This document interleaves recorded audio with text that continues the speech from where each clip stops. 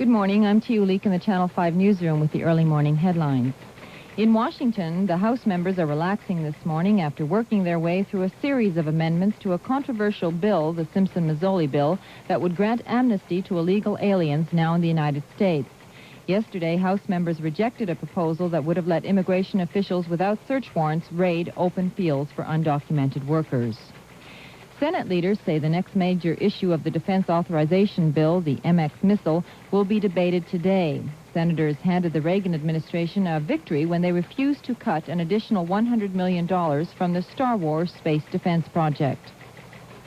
The State Department says it has nothing to say about the vote in the Dutch Parliament early today approving the government's plan to delay until late 1985 any decision on deploying U.S. nuclear missiles in the Netherlands. The plan would link that decision to progress in arms talks between Washington and Moscow. At least 12 people were injured when thunderstorms carrying hail rolled through the Denver area yesterday.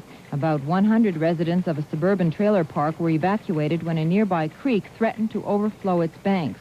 In eastern Wyoming, storms spawned at least 3 tornadoes and baseball-sized hail, but there was no reported damage. For the 6th night, workers picketed in front of strike-bound Las Vegas resorts, urging patrons not to go into the so-called scab hotels. But representatives of management and striking stagehands report progress in their talks and say there could be a settlement soon. A recount of ballots from the June 2nd Texas Democratic Senate runoff is complete, and it shows State Senator Lloyd Doggett winning by a slim 1,300-vote margin over Congressman Kent Hans. But Hans refuses to concede and says he may challenge the outcome in court. House Speaker Tip O'Neill yesterday named Arizona Democrat Morris Udell to head a panel to look into various objections raised by would-be presidential nominee Jesse Jackson. Among other things, Jackson has complained about what he called the unfairness of the selection of convention delegates. The U.S. Humane Society is blasting as ethically repugnant and economically irresponsible Wednesday's decision by the government to approve the slaughter of 22,000 young male Alaskan seals by native Indians. The harvesting of the fur seals will begin July 2nd and last for 5 weeks. Experiments conducted on dogs at the University of North Carolina's School of Medicine suggest pregnant women who drink may bear children more likely to drink as adults.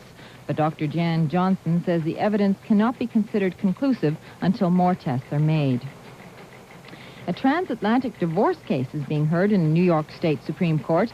An 84-year-old New York man is suing his 88-year-old wife in Czechoslovakia for divorce, saying she refused to fulfill her marital obligations. In return, the wife wants the court to have a psychiatrist examine her husband, saying the suit doesn't reflect his free will. In California, a Marine A-4 Skyhawk crashed into the Pacific Ocean last night near San Clemente Island off San Diego. The pilot from El Toro Marine Corps Air Station was rescued by the Coast Guard, but there's no word yet as to whether he may have been injured. A judge in Stockton has ruled that Eckhard Schmitz forfeited a fortune of almost $9 million by skipping town. The 40-year-old developer was appealing a prison sentence for sex convictions. Apparently, his fortune now goes to San Joaquin County. And in the first increase since 1952, when it went from a nickel to a dime, it's going to cost 20 cents to make a call from a payphone in California starting this July 1st. The increase was approved yesterday by the Public Utilities Commission in San Francisco. And taking a look now at sports, the California Angels dropped a 2-1 American League baseball game to the Chicago White Sox, but it wasn't all bad. Bruce Kyson, who's been sidelined since last August after undergoing back surgery, pitched the final 2 innings, blanking the White Sox on 2 hits and 2 strikeouts. Dave Kingman's back, and the Oakland A's are benefiting. Kingman, who returned from an injury this week, hit his 15th home run of the year to lead the A's to a 3-1 win over Cleveland. In National League action, the Los Angeles Dodgers fell to the San Francisco Giants 10-5, despite a grand slam homer by the Dodgers' Mike Marshall. The Giants scored 7 runs in the 5th inning on 8 straight hits.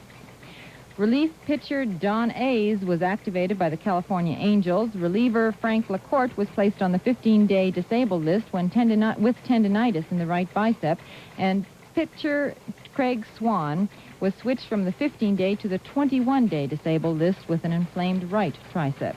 The National Football League San Francisco 49ers signed their top draft choice, linebacker Todd Shell of Brigham Young University. He signed 4 one-year contracts. And taking a look now at our weather, tonight partly cloudy, tomorrow, Thursday and Friday, mostly cloudy late night through morning hours, partly cloudy in the afternoons. Highs both days between 74 and 78.